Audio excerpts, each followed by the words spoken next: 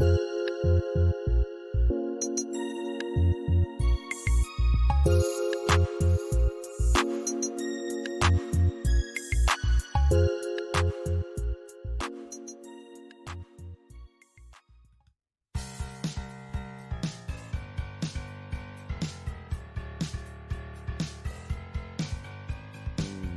now for The Real Estate Connection with Stephen Theard, a realtor and certified probate and real estate specialist.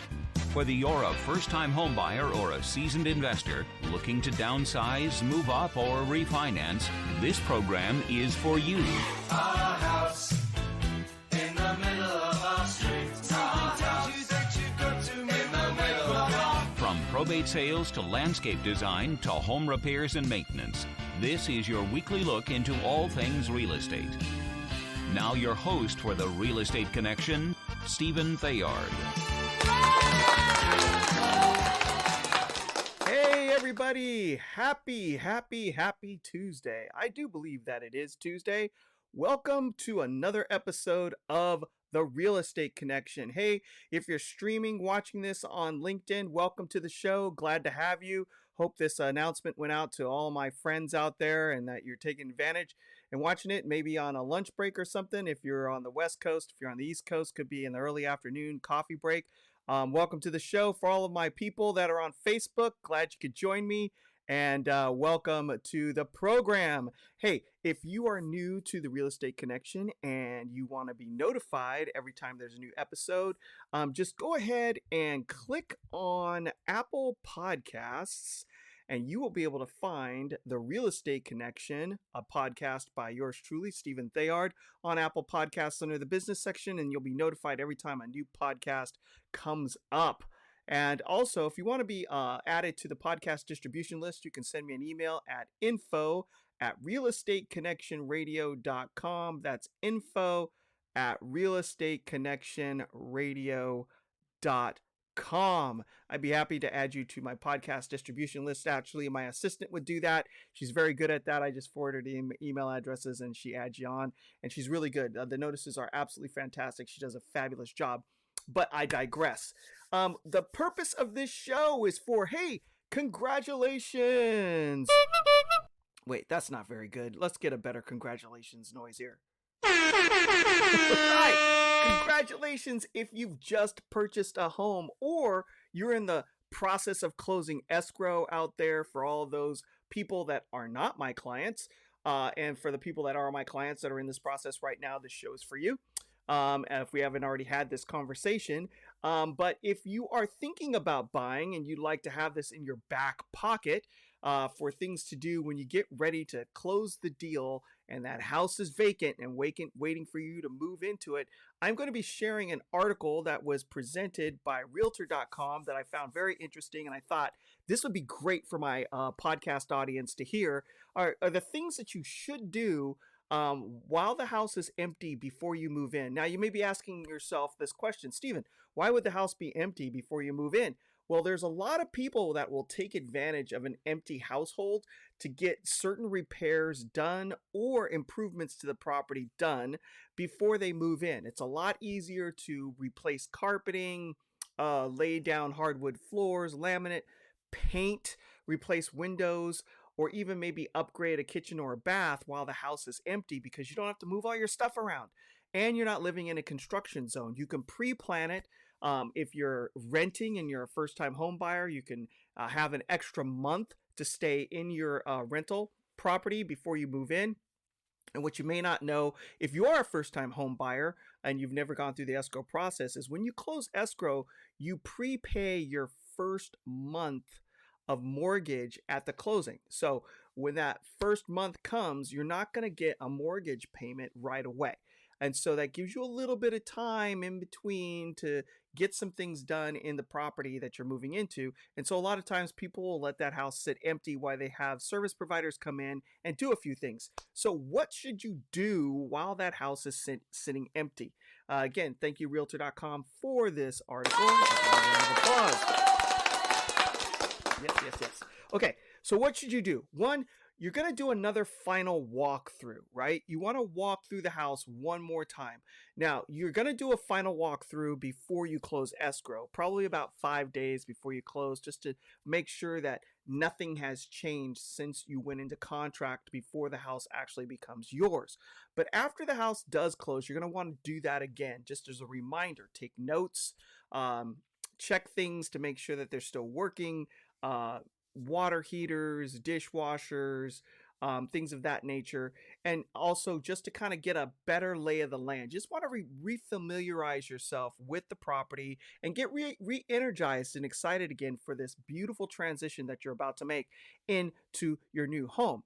Now, this also goes, probably seems like, hey, Captain Obvious, why are you telling me this? Most people know this. Well, it's a reminder because we all get busy and things happen in life and you have checklists and it seems very obvious, but it's just a reminder. You will want to change the locks. Now, this provides peace of mind because, if a person has been living in the house for multiple years, they have maybe have gone on vacation and asked the neighbors to come over and watch the house or water, and maybe they've given out a few spare keys to the neighbors or to family members, and there may be people out there that have keys to your property that you may not want to have.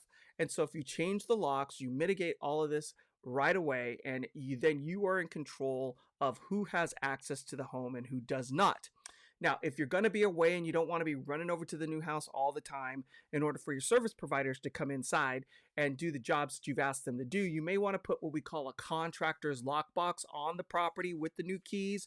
It basically has a combination code that you give to the contractor so that they can access the key, get in the house, do the work that they need to do, lock up, and then put it back in the box. The other thing that you're going to want to do is introduce yourself to the neighbors. Now, why would you want to do that? And especially in a day when people don't really like to socialize and talk with each other. Well, you want to introduce yourself to the neighbors and just let them know who you are, because they've been used to the prior owners and they know who's in the neighborhood. You want them to know that, hey, you are the new owner, you're the new neighbor. And so when they see you coming and going, that it's not anything for them to be concerned about. And also ask them, hey, can you look out for the house?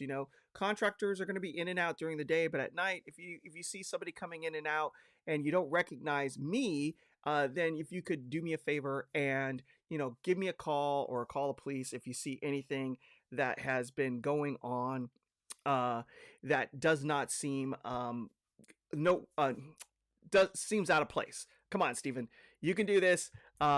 You're getting distracted by things. All right, reset. Okay, so that's what you're going to want to do. Let the neighbors know who you are so they can look out for the property, call you if something seems out of place, or call the police if something's going on at night that should not be happening and you are not there. Also, you're going to want to take advantage of the latest and greatest technology. You might want to invest in some smart home devices if you're concerned about the exterior of your home. There are multiple doorbell systems now with cameras on them. There's also self-installed security services that include cameras and other devices that will notify you if doors are opened when you're not there. So you may want to invest into some smart home devices, and as part of the security process, try to create somewhat of a lived-in look. And I'm not talking about moving in all of your furniture, maybe adding a few lamps in the front room, in the back room, and the upstairs windows that come on and off via timers. Now, in the old days, we used to set timers on all these lights, but nowadays with smart housing and all kinds of technology, you can turn your lights on and off randomly via remote control on your phone. So this gives a lived-in look, and if people are stalking your house for theft, it will keep them off guard because it will appear that somebody is living in the home. Also, you're going to want to protect your house against plumbing disasters. Now, in other parts of the country where because I'm in California, as you can tell, I'm still wearing short sleeves. It's still really warm out here, and we're probably going to hit somewhere in the 80s this week, even though we're sitting in the middle of October. But other parts of the country, we're starting to winterize, right? And if it's a new house to you, you're going to want to make sure that you turn off the water just in case, right? Just in case you have a hard freeze, pipes break, something goes wrong and you're not there, you don't want a water disaster to happen in your property. Now, I know you've done your inspections and you've looked at everything and it looks fine, but things happen. Uh, Case in point, me and my mother were out looking at properties, and we came back to a flood in her house. And it was just because one of the flexible water lines in her bathroom had been wearing over years. And it was working fine that morning. But when we got back, that thing had popped a leak and had been springing for about 4 or 5 hours. And there was a puddle from the ceiling down to the lower floor. So just to avoid these types of issues when you're not in the property, you'll probably want to turn off the water supply. Just turn off the water main until you're back, unless your contractors need it. Okay, caveat, unless your contractors need it if they're doing work on the house. And then if you are going to be out of the property for a long period of time, maybe more than 30 days, you'll probably want to hire an exterior maintenance person to come cut the lawn, trim the bushes, just to keep it looking in that pristine way that you saw it when you went to go buy the property in the first place. Maintaining the investment up front is always a good idea. So you're going to want to hire an exterior maintenance person if you're going to be out of the property for a very long period of time. And then while the property is empty, and I've already mentioned this, painting, but you're also want to get a deep clean. So most homeowners are going to clean the property before they put it up for sale. If they've got a really good real estate professional advising them before they list the property, we're going to have them clean the house deeply, because there's nothing worse than coming on a market with a dirty home. But in the moving process of packing and putting all these things away and people coming in and out, then the house can get dirty, dusty from people just moving about. Before you move in, you may want to hire a house cleaner to come into the property and clean it so that it's pristine and nice for when you're for your first month of living. And that's basically it. I know this podcast is short and sweet. It's basically under 15 minutes, but these are important little tips that help in the moving process. Buying a house is a project. It's not just going out, looking, writing an offer, and moving in. It sounds simple on the face of it, but it is a massive project that you are undertaking, and you need a good project manager to get you through the process who has experience so that you don't trip and fall along the way. If you're looking for somebody to help you, especially in today's real estate market where we're dealing with all sorts of new stuff that we haven't seen in a while, but for us old timers who have been in the market for doing this professionally for over 15 years, we've seen this, and you want some guidance, give me a call. Your host of Good Patriot your host of the Real Estate Connection, broker owner of Good Patriot Realty, Stephen Theard. Give me a call at 408-472-0817. Again, 408-472-0817. Good Patriot Realty, the sponsor of the Real Estate Connection Radio. A salute to home ownership. And let's work together. Let's get you where you want to go. Also, we love veterans. We love veterans. The VA loan program is absolutely something that is going to be coming into play as interest rates continue to rise.